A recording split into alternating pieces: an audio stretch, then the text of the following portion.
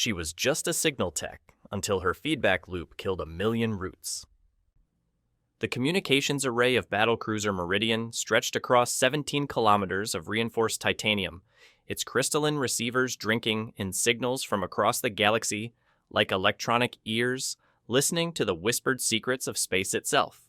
Each antenna had been calibrated to detect transmissions that spanned impossible distances, their sensors fine-tuned to catch the faintest echo of intelligent communication bouncing between star systems that existed at the very edge of known reality. Among the thousands of beings who operated this technological marvel, there walked someone whose greatest qualification was the ability to hear things that others missed. The irony wasn't lost on anyone in an age where artificial intelligences could process 1,000,000,000,000 frequencies simultaneously, where quantum processors could decode alien languages in microseconds. The Coalition's most sophisticated listening post relied on someone whose primary tool was a pair of unaugmented human ears. Private Cassandra Moore adjusted her headset for the 100th time that shift, her fingers moving with the practiced efficiency of someone who had learned to find meaning in the spaces between sounds. Her workstation occupied a forgotten corner of the communications deck, surrounded by equipment that most technicians considered obsolete: analog receivers, mechanical frequency, analyzers, and sound processing equipment that predated the current war by several decades, the war that was consuming entire solar systems. She had been assigned to monitor background radiation, the cosmic static that filled the void between meaningful transmissions. It was work that the Coalition's AIs dismissed as unnecessary. Their quantum sensors could filter out unwanted noise with perfect efficiency, isolating relevant communications from the endless chatter of the universe. But Cassandra possessed something that no artificial intelligence could replicate: the trained instincts of someone who understood that the most important messages were often hidden in frequencies that logical minds would discard as irrelevant. Her background in music and linguistics had been considered amusing by her superiors, useful perhaps for entertainment purposes, but hardly relevant to military communications. They had assigned her to signal relay duty with the casual dismissal of people who believed that war was won through overwhelming firepower rather than careful listening. What they didn't understand was that Cassandra heard patterns where others heard only noise, recognized rhythms that revealed intentions, detected the subtle harmonics that separated genuine communication from electronic deception. High above in the crystal spires of the command center, General Cortex studied tactical displays that painted the Arboreus system in shades of green and red. His Kalari heritage had given him 4 arms and the tactical instincts of a predator, qualities that had served him well through 20 years of conventional warfare. But this campaign was unlike anything he had encountered: an enemy that didn't use traditional weapons, that seemed to control the very environment itself. Status report on the Arboreus Prime assault. He commanded, his voice carrying the authority of someone who had never questioned the supremacy of superior firepower. Dr. Mila Thorne, the expedition's chief biologist, activated the holographic display with movements that spoke of barely controlled frustration. Her research had revealed disturbing patterns in the enemy's behavior patterns that defied every established principle of military science. The plant formations continued to resist conventional weaponry. She reported, her voice tight with the strain of trying to explain phenomena that challenged her understanding of biology. Energy weapons pass through them without effect. Kinetic projectiles are absorbed into their root networks. Chemical weapons seem to accelerate their growth rate rather than inhibit it. General Cortex's expression hardened. 3 months of campaigning had resulted in minimal territorial gains against an enemy that appeared to violate the fundamental laws of physics. Recommendations. Unknown. Dr. Thorne admitted the words carrying the weight of scientific failure.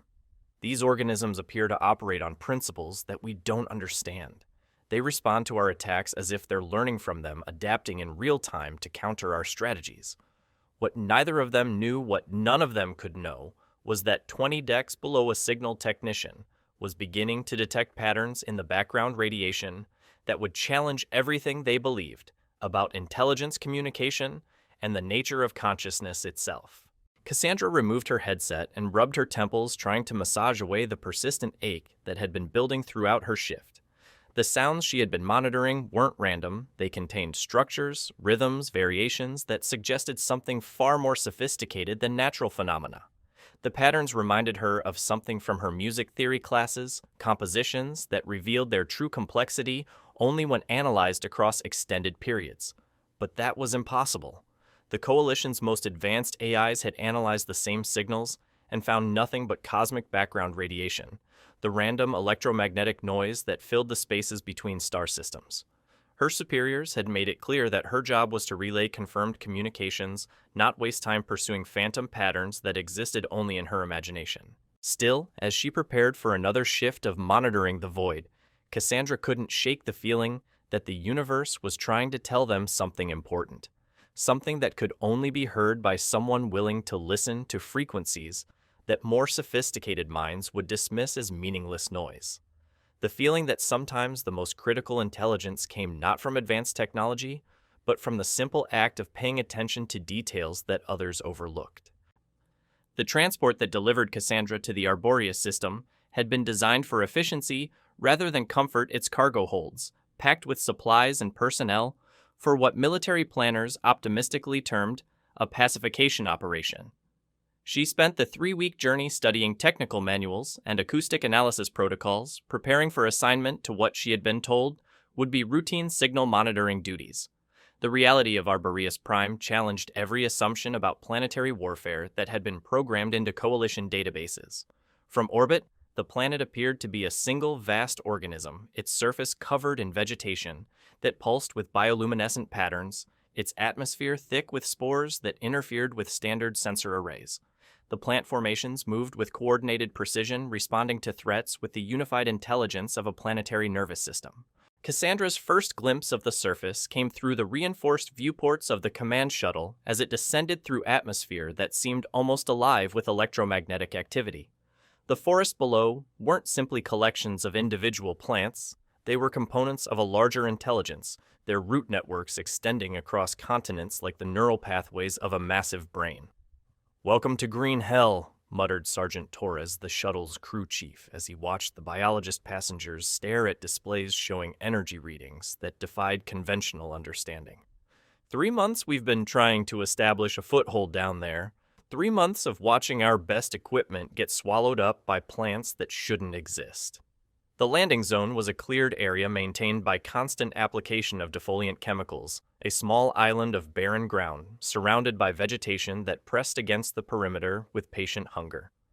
Prefabricated structures housed the expedition's command facilities, their walls reinforced against incursions by plant matter that could apparently dissolve standard military materials. Cassandra's assignment to Communications Station 7 was presented as a routine posting monitor. Long-range transmissions relay commands between ground units and orbital assets maintain contact with Coalition headquarters. The posting carried the implicit understanding that humans were better suited to support roles than combat operations, their lack of enhancement making them useful for tasks that didn't require the speed and strength of their alien colleagues. The communications array itself was a monument to technological redundancy, its systems layered with backups and fail-safes designed to maintain contact even under the most adverse conditions. Quantum transmitters capable of instantaneous communication across galactic distances shared space with analog radio equipment that hadn't been updated in decades. It was here among the older systems that more sophisticated operators ignored that Cassandra found her true purpose. "You're the new human technician," observed Operative Zexhai, the Zentarian communications specialist whose cybernetic implants allowed direct interface with the station's quantum systems. His tone carried the casual dismissal of someone addressing a piece of useful but unremarkable equipment. "Your assignment is background monitoring, filter out cosmic interference, and forward any coherent transmissions to analysis." What Operative Zexhai couldn't know was that Cassandra had spent years training her hearing to detect patterns that electronic systems missed, to recognize the subtle variations that distinguished meaningful communication from random noise. Her musical background had taught her to hear harmonics and overtones that revealed the emotional content of sound, while her linguistics training had shown her how meaning could be encoded in rhythm frequency and temporal spacing. As she settled into her workstation, adjusting the analog receivers to frequencies that the quantum systems had marked as empty space, Cassandra began to detect something that would challenge everything the Coalition believed about their enemy. The background radiation wasn't random. It contained structures, patterns, variations that suggested intelligence operating on principles that their technology couldn't recognize. The sounds reminded her of something from her advanced composition class's pieces that revealed their true complexity only when analyzed across extended time periods, music that communicated emotion through subtle variations in tempo and frequency rather than obvious melodic structures. But this wasn't music. It was communication between intelligences that operated on timescales and frequency ranges that digital systems were programmed to ignore, detecting unusual patterns in Sector 7 background radiation. She reported her voice careful and professional, despite the excitement building in her chest. Operative Zexhi's response was immediate and dismissive. Quantum analysis indicates no coherent transmissions in that frequency range. Continue monitoring assigned channels only. But Cassandra had heard something that no quantum processor could detect: the emotional content that distinguished genuine communication from electronic noise. In the seemingly random fluctuations of electromagnetic radiation, she had recognized the patterns of conversation, the rhythm of questions and responses, the subtle variations that indicated meaning being exchanged between intelligences that existed beyond the Coalition's understanding. As her shift continued and the patterns became more complex, Cassandra began to understand that the Coalition wasn't facing an enemy that used traditional communication. They were confronting a form of intelligence that communicated through methods so fundamental that advanced technology couldn't recognize them as communication at all. The plant networks weren't just defensive, they were talking to each other. And if she could learn to understand their language, she might be able to discover what they were planning next. The morning briefing in Operations Command revealed the Coalition's growing frustration with an enemy that refused to conform to established military doctrine. General Cortex stood before tactical displays showing 3 months of failed advances, his 4 arms gesturing toward holographic representations of territory that should have been secured weeks earlier. Ground forces report minimal progress against target vegetation. He announced, his voice carrying the controlled anger of a commander watching carefully planned strategies crumble into futility. Energy weapons achieve temporary clearance, but affected areas regenerate within hours. Chemical defoliants produce accelerated growth rather than destruction. Kinetic bombardment results in root network expansion. The assembled staff officers, representing 7 different species and equipped with the most advanced military technology in the galaxy, listened with expressions that ranged from confusion to outright disbelief. Wars were won through superior firepower, better tactics, and more advanced technology. The idea that they could be defeated by plant life challenged everything they understood about conflict. Dr. Myla Thorne activated biological analysis displays that painted an even more disturbing picture. The organisms appear to learn from each attack. She reported her scientific training warring with observations that defied rational explanation. They adapt their defensive strategies in real time as if they possess some form of collective intelligence that can process tactical information faster than our AIs. "Impossible," declared Commander Thexelon, his crystalline exoskeleton flickering with frustrated energy patterns. Plants don't possess neural structures capable of strategic thinking. They're reactive organisms, nothing more. What none of them knew was that their assumption about plant intelligence was fundamentally flawed. The enemy they faced wasn't individual organisms reacting to stimuli. It was a planetary consciousness that communicated through methods so basic that advanced technology couldn't recognize them as communication at all. In Communications Station 7, Cassandra continued her analysis of background radiation patterns, her trained ear detecting structures that quantum processors dismissed as meaningless noise. She had begun documenting the variations, creating charts that revealed rhythms and frequencies that suggested complex information exchange. "Still chasing phantom signals?" asked Sergeant Martinez during his weekly equipment inspection, his tone carrying the good-natured skepticism of someone who believed that humans tried too hard to find meaning in random data. "The patterns are becoming more complex," Cassandra replied, gesturing toward her manually created frequency charts. "There's definitely intelligence behind these transmissions.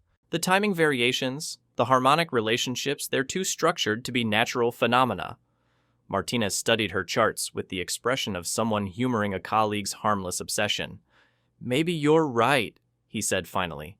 "But if the quantum systems can't detect it, command isn't going to be interested."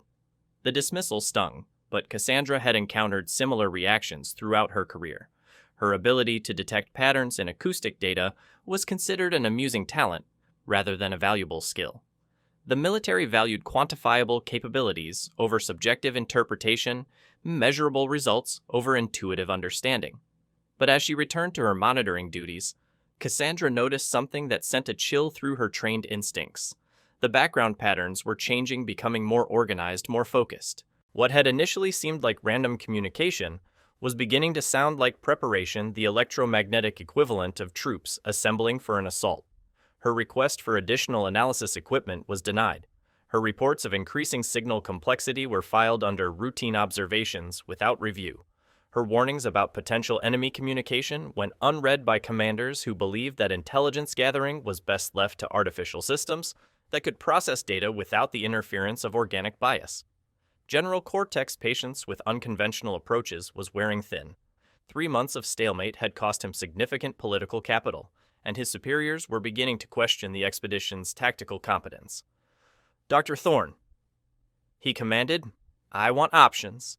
Chemical weapons, biological agents, environmental modification, anything that will give us an advantage against these plants." "Sir?" "Doctor." Thorne replied carefully, "Our analysis suggests that conventional approaches may be counterproductive. The organisms appear to thrive on the types of energy we've been directing against them. Perhaps we should consider—" "Consider what?" Cortec interrupted. "Negotiating with vegetables." "These are plants, doctors. They don't think, they don't plan, they don't communicate. They're simply obstacles that need to be cleared."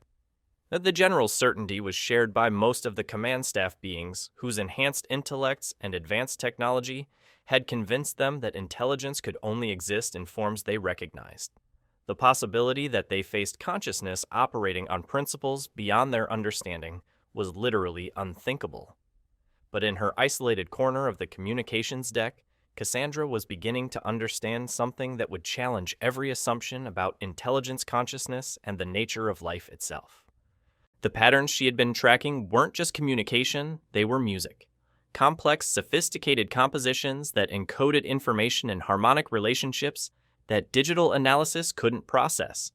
The plants weren't just talking to each other, they were singing, and if she could learn to understand their songs, she might discover the key to ending a war that conventional weapons couldn't win. The attack began at 0347 local time, emerging from the forest depths with the coordinated precision of a symphony reaching its crescendo. What had appeared to be individual plant formations revealed themselves as components of a larger intelligence, their movements synchronized with mathematical perfection that no conventional enemy could achieve. Cassandra was monitoring late-shift communications when the first tremors reached Communications Station 7, vibrations that spoke of movement on a scale that challenged understanding.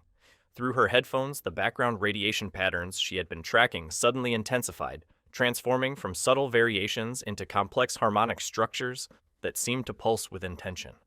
"All units, we have movement in sectors 4 through 7, crackled General Cortex's voice through the emergency frequency. "Massive root system activation. Prepare defensive positions." The Coalition's response was immediate and overwhelming. Energy cannons that could crack planetary crust focused their power on advancing vegetation, their beams carving temporary clearings in the green tide.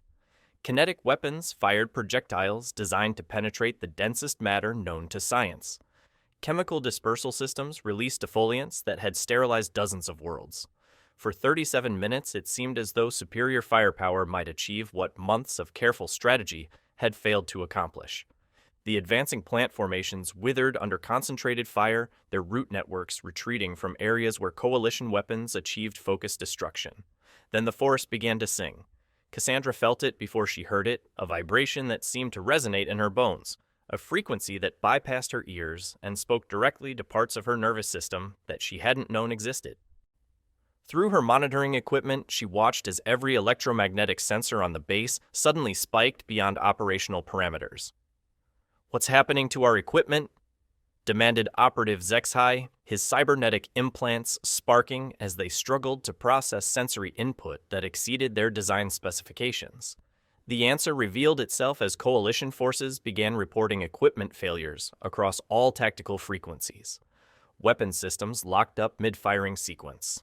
Navigation equipment provided readings that contradicted visual observation.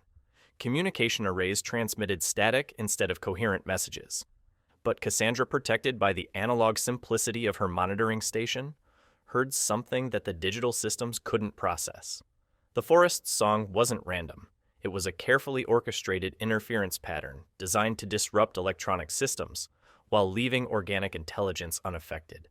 The electromagnetic patterns are following musical structures.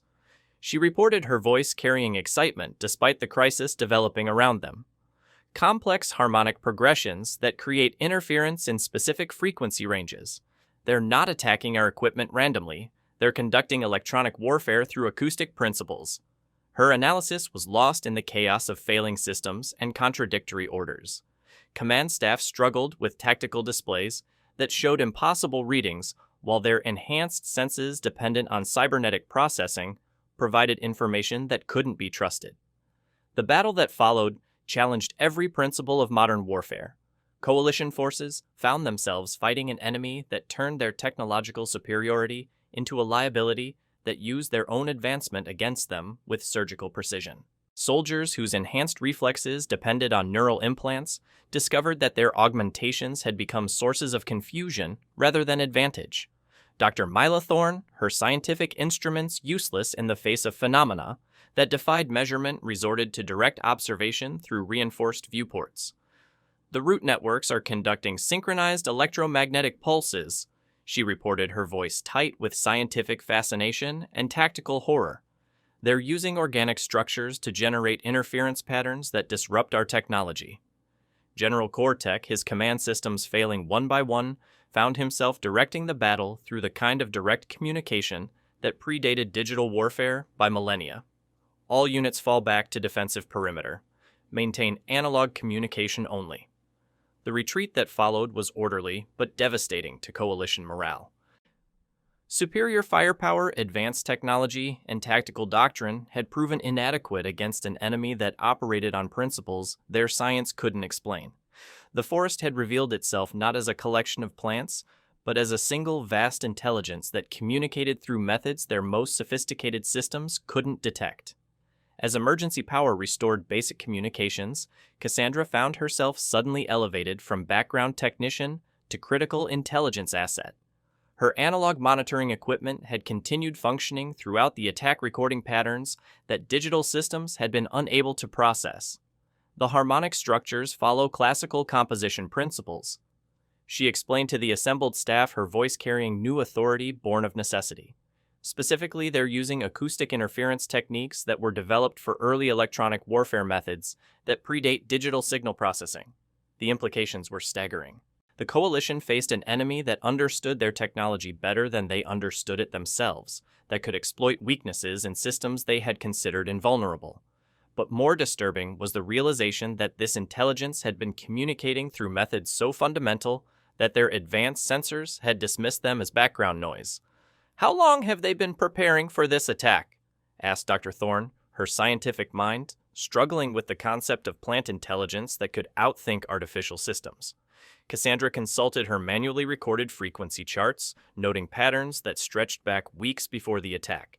"Based on the communication patterns I've been tracking, they've been coordinating this response since we first established the base.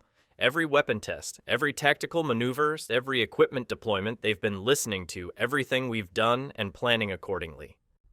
The war that they had assumed would be won through superior technology had revealed itself as a battle against intelligence that operated beyond their understanding consciousness, that communicated through principles so basic that advanced minds had forgotten they existed. And in her corner of the communication station, surrounded by analog equipment that had suddenly become the coalition's most valuable intelligence asset, Cassandra began to understand that victory would require learning to listen to frequencies that more sophisticated minds dismissed as meaningless noise. The second wave of attacks began 72 hours after the first, emerging from the planetary consciousness with methodical precision that spoke of intelligence vast beyond comprehension.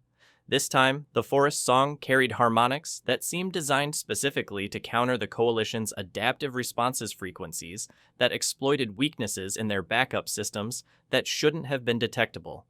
Cassandra sat at her analog monitoring station, her trained ear parsing patterns that had grown exponentially more complex since the initial engagement. The electromagnetic communications she had been tracking revealed preparation for something unprecedented, a coordinated assault that would target not just their equipment but their very perception of reality. The harmonic patterns are reaching critical resonance, she reported to General Cortec, her voice carrying urgency that cut through the tactical discussions surrounding her. Whatever they're planning, it's about to begin. The general's four arms gestured toward displays showing impossible readings from across the defensive perimeter. Define critical resonance. Private Moore. The frequency relationships are approaching mathematical perfection. Cassandra explained her musical training, providing context that military doctrine couldn't match. In acoustic theory, certain harmonic combinations can create interference patterns that affect neural function. If they achieve the right frequency relationships, she never finished the explanation. The forest song reached its intended crescendo, and reality began to bend.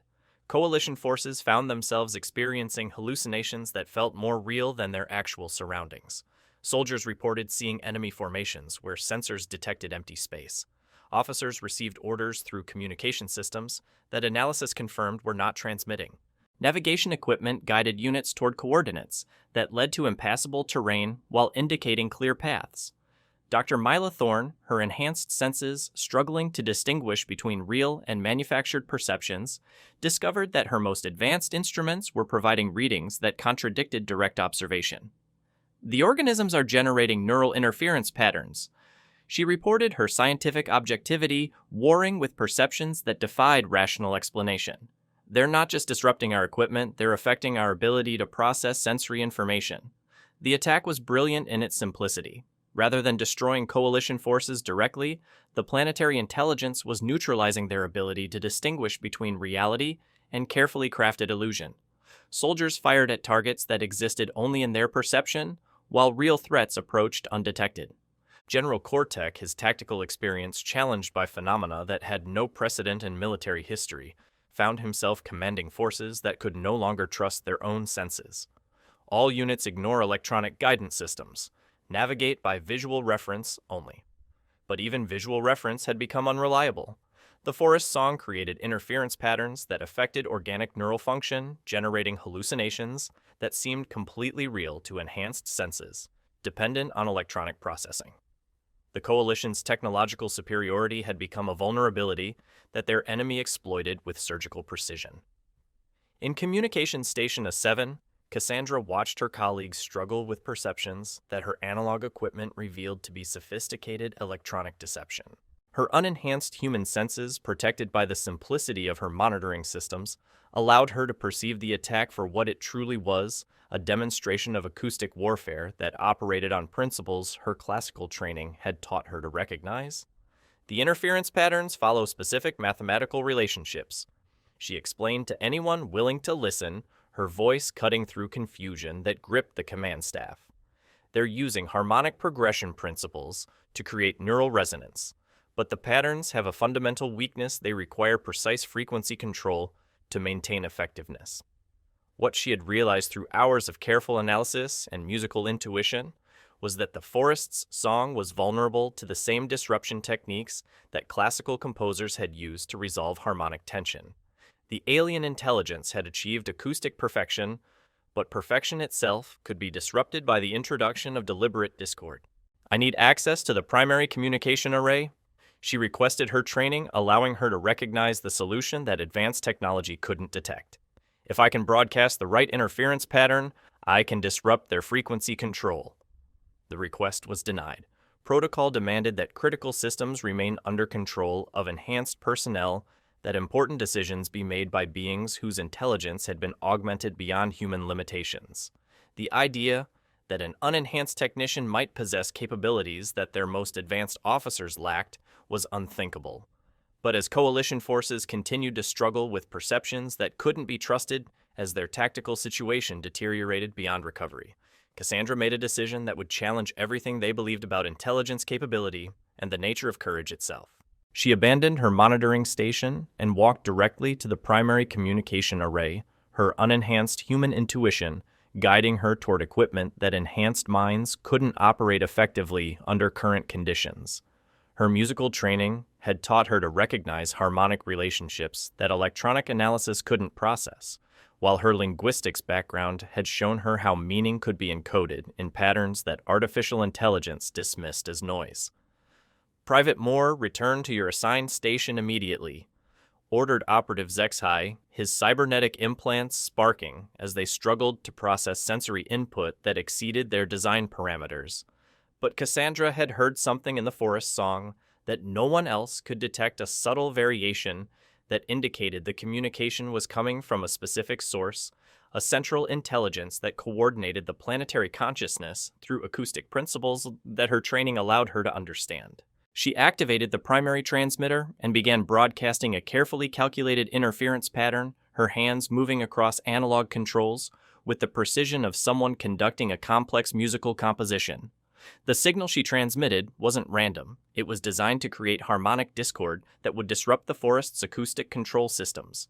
The effect was immediate and catastrophic. The hallucinations affecting coalition forces suddenly ceased their enhanced senses, returning to normal function as the interference patterns, maintaining artificial perceptions, collapsed. But the disruption came at a cost that Cassandra had accepted the moment she chose to act without authorization.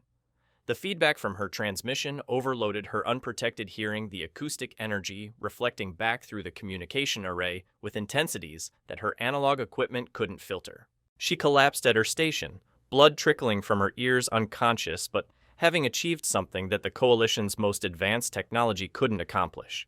She had forced a planetary intelligence to listen to human music. And in doing so, she had proven that sometimes the most sophisticated enemy could be defeated by someone willing to accept personal sacrifice in service of a solution that more advanced minds couldn't recognize. Cassandra awakened in the medical bay to the sound of voices discussing her condition in terms that ranged from clinical assessment to scientific fascination. Her hearing had been damaged, but not destroyed, the acoustic feedback having caused trauma that medical technology could repair, but not immediately restore. The world sounded muffled and distant, as if she were experiencing reality through layers of insulation. Dr. Mila Thorne sat beside her recovery bed, her expression carrying the complex mixture of respect and scientific curiosity that came from witnessing phenomena that challenged established understanding. Your transmission disrupted the interference patterns affecting our forces, she explained, her voice carefully modulated to accommodate Cassandra's damaged hearing.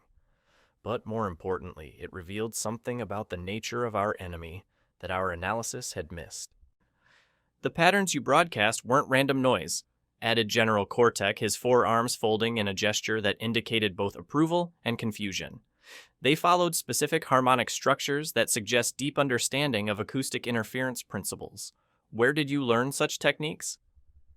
Cassandra struggled to focus through the medical sedatives clouding her thoughts, her damaged ears making conversation difficult but not impossible.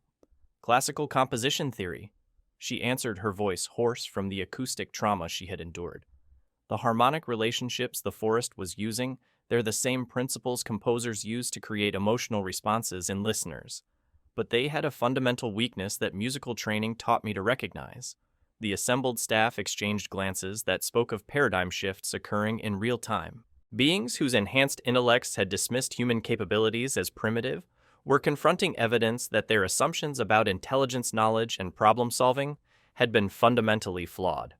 Explain the weakness you detected, requested Dr. Thorne, her scientific mind racing to understand principles that had existed beyond their technological detection. Perfect harmonic relationships are mathematically beautiful, Cassandra explained, her musical education providing context that advanced analysis had missed, but they're also inherently unstable.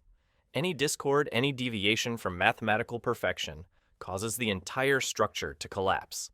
The forest had achieved acoustic perfection, but perfection itself made them vulnerable to disruption. What she didn't mention was the deeper realization that had guided her actions, that the forest's intelligence had revealed itself through methods so fundamental that technological minds couldn't recognize them as communication.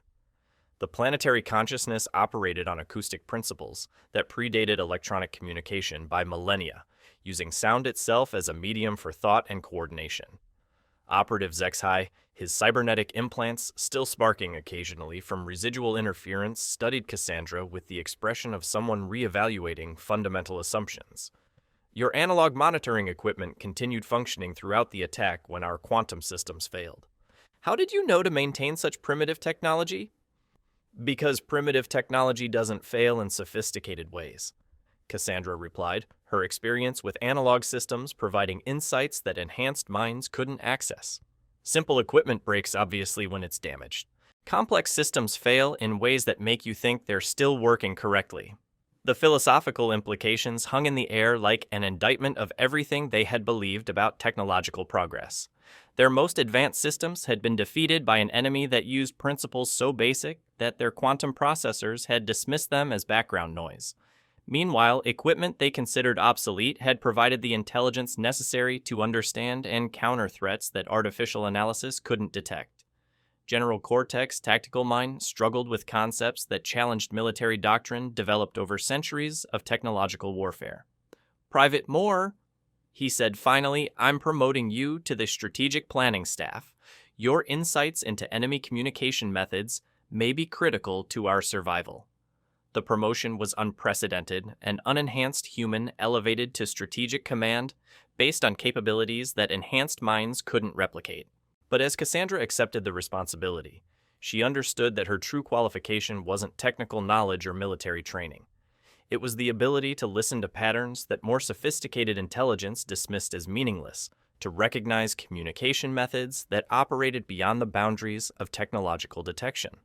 Dr. Thorne activated holographic displays showing communication patterns that spanned the entire planetary surface. Electromagnetic signatures that Cassandra's disruption had made visible to conventional sensors. Your transmission revealed the extent of their coordination network, she explained. The organisms aren't just plants. They're components of a distributed intelligence that communicates through acoustic principles that our technology couldn't detect. More than that, Cassandra added her damaged hearing, allowing her to perceive subtleties that enhanced senses might miss. They're not just communicating, they're thinking. The harmonic patterns I detected aren't simple information exchange. They're the electromagnetic equivalent of neural activity thoughts occurring on a planetary scale. The revelation redefined everything they understood about consciousness intelligence and the nature of life itself. They weren't fighting an army of plants, they were confronting a single vast mind that thought in frequencies their technology had been programmed to ignore. But as Cassandra studied the communication patterns her disruption had revealed, she began to understand something that would challenge every assumption about their enemy's intentions. The planetary intelligence wasn't malevolent, it was defensive, responding to what it perceived as an invasion by beings whose technology operated on principles that caused it pain. Their weapons hadn't just been ineffective, they had been torture devices inflicting suffering on a consciousness that experienced electromagnetic radiation, as directly as humans experienced physical touch. The forest's attacks hadn't been acts of aggression, they had been desperate attempts at self-defense against invaders whose very presence caused unbearable agony. And as she prepared to share this discovery with beings who had spent months preparing for war, Cassandra realized that victory might require something far more difficult than defeating an enemy. It might require learning to communicate with an intelligence that operated on principles they had never imagined to find common ground, with a consciousness that experienced reality in ways their enhanced minds couldn't comprehend. The strategic planning session that followed Cassandra's revelation challenged every principle of military doctrine that had governed coalition warfare for centuries. General Cortex stood before tactical displays that no longer showed enemy positions, but rather neural activity patterns of a planetary consciousness, his forearms struggling to interpret data that redefined the very concept of combat engagement. You're suggesting that we're fighting a single intelligence, he said, his voice carrying the controlled disbelief of someone confronting concepts that challenged fundamental assumptions. A living planet that thinks in electromagnetic frequencies. Not just thinks, Cassandra corrected, her damaged hearing requiring careful attention to follow the discussion, but not preventing her from contributing insights that enhanced minds couldn't access. Feels. The harmonic patterns I've been monitoring include emotional content, pain, fear, confusion. Our electromagnetic weapons don't just fail to damage it, they cause it suffering. Dr. Myla Thorne activated biological analysis displays that painted a disturbing picture of their tactical situation. If Private Moore's analysis is correct, then our presence here represents not invasion, but accidental torture. Our equipment emits electromagnetic radiation in frequencies that this consciousness experiences as physical agony. The implications were staggering. 3 months of failed military operations had been attempts by a planetary intelligence to defend itself against invaders whose very existence caused unbearable pain. The forest's defensive responses hadn't been acts of aggression, they had been desperate attempts to drive away beings whose technology represented a constant source of suffering. Recommendations. General Kortek demanded his tactical mind struggling to adapt to a situation that had no precedent in military history. We established communication. Cassandra replied her musical training providing context that military doctrine couldn't match. If this intelligence operates on acoustic principles, then we should be able to develop translation protocols that allow meaningful dialogue. The suggestion met with immediate resistance from staff officers whose enhanced intellects had been programmed to resolve conflicts through superior firepower rather than negotiation. The idea that they might communicate with plant life challenged everything they believed about intelligence consciousness and the nature of civilized behavior. Even assuming such communication is possible, objected Commander Thexlon, his crystalline exoskeleton flickering with skeptical energy patterns. How do we know this intelligence won't simply use dialogue as an opportunity to refine its attack strategies? Cassandra studied the harmonic patterns she had been tracking, noting subtle variations that her training allowed her to interpret as emotional content. Because it's not trying to attack us. She explained her insights cutting through assumptions that enhanced minds couldn't challenge. It's trying to communicate with us. The interference patterns it generates, they're not weapons. They're attempts to establish contact using the only communication methods it understands. The revelation forced a complete re-examination of every tactical decision they had made since establishing their presence in the Arboreus system. What they had interpreted as hostile action had been attempts at first contact by an intelligence that communicated through methods their technology couldn't recognize as language. Dr. Thorne consulted biological analysis data that supported Cassandra's interpretation. The organism's responses to our presence follow patterns consistent with communication attempts rather than aggressive behavior. The electromagnetic emissions we classified as interference could indeed represent linguistic structures. How do you propose we establish meaningful dialogue with a planetary consciousness? Asked General Kortek, his military training warring with concepts that defied conventional strategic thinking. Cassandra had been considering this question since her realization about the intelligence's true nature. Her background in linguistics and musical composition provided insights that enhanced analysis couldn't access, suggesting approaches that operated beyond the boundaries of technological communication. We broadcast a compilation of Earth's acoustic signatures.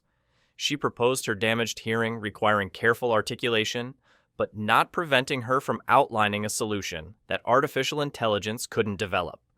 Ocean waves, industrial sounds, human heartbeats, musical compositions, everything that represents our species' acoustic fingerprint.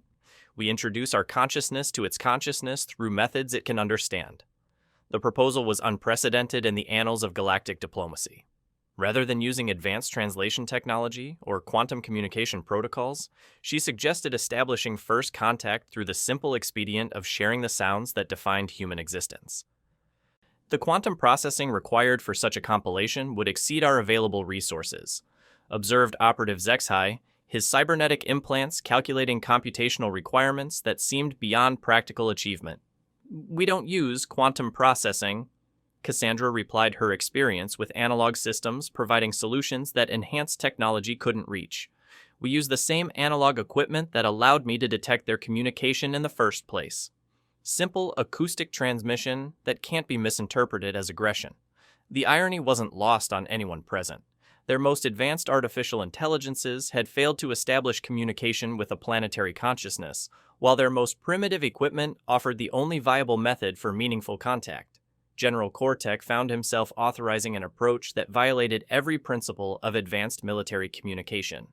Compile the acoustic signatures, Prepare for transmission using analog systems only.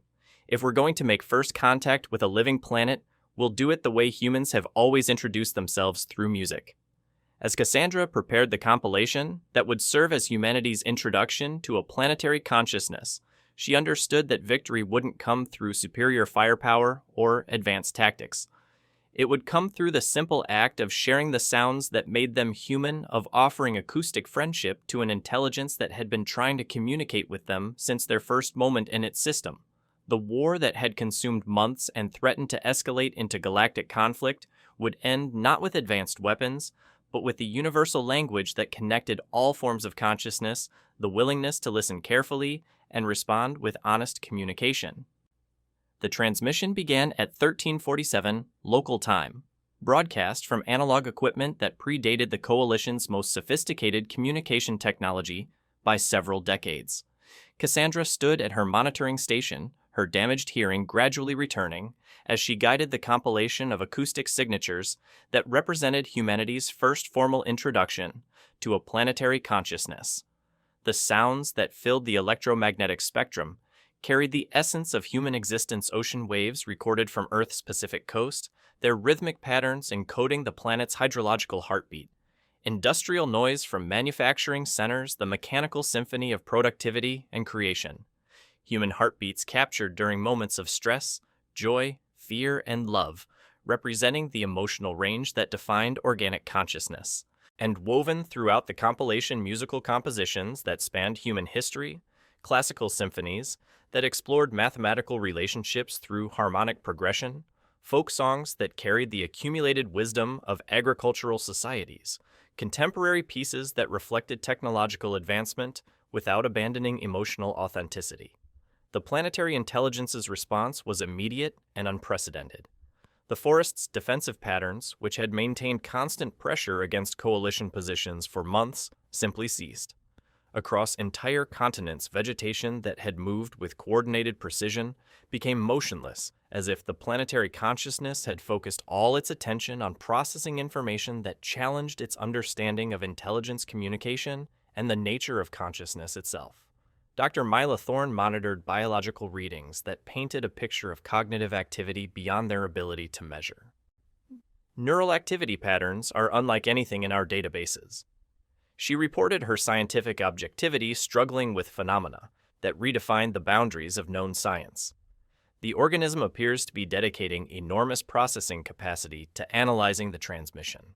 Through her analog monitoring equipment, Cassandra detected response patterns that began simple and grew exponentially more complex as the planetary intelligence learned to parse the acoustic information they had provided. Initial responses resembled confused, static electromagnetic noise that suggested difficulty processing unfamiliar communication methods. But as the transmission continued and the intelligence adapted to human acoustic patterns, the responses began to carry recognizable structure. Harmonic relationships that mirrored classical composition principles, rhythm patterns that echoed industrial sounds, but modified them in ways that suggested creativity rather than simple repetition. "It's learning to speak our language," Cassandra whispered, her voice carrying awe at witnessing first contact between radically different forms of consciousness. Not just translating, actually learning to think in patterns that we can understand. The breakthrough came when the planetary intelligence began responding to musical compositions with variations that demonstrated not just comprehension, but emotional understanding. A melancholy piece about loss received responses that carried harmonic structures associated with sadness. Joyful compositions generated electromagnetic patterns that somehow conveyed happiness through frequency relationships alone. General Cortec watched tactical displays that no longer showed enemy positions, but rather conversation patterns between species that operated on completely different principles of existence. Status report. He requested his military training, struggling to adapt to a situation that had no precedent in Coalition history. Communication established. Cassandra reported her analog equipment detecting patterns that quantum processors couldn't analyze. The intelligence is requesting additional information about human society, specifically asking about our understanding of acoustic relationships and emotional expression. The request represented something unprecedented in galactic diplomacy, a non-humanoid intelligence asking to learn about emotional communication through sound. The planetary consciousness had recognized that humans possessed capabilities, it lacked insights into acoustic expression, that its vast intellect couldn't develop independently.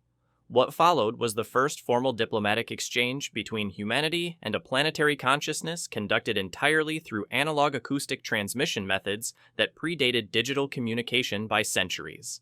The intelligence shared its perspective on electromagnetic sensation, describing existence as a constant awareness of radiation patterns that spanned entire star systems.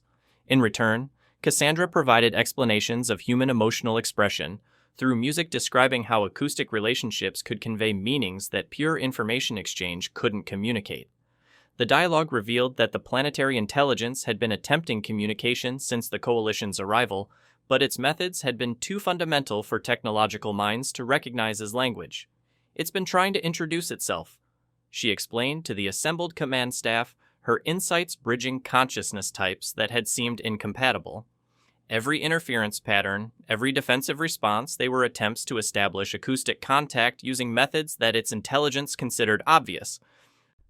The resolution of the conflict came not through military victory, but through mutual understanding that redefined both species' concept of intelligence and communication. The planetary consciousness agreed to cease defensive actions in exchange for continued acoustic dialogue, while the Coalition committed to modifying their equipment to reduce electromagnetic interference that caused the intelligence pain.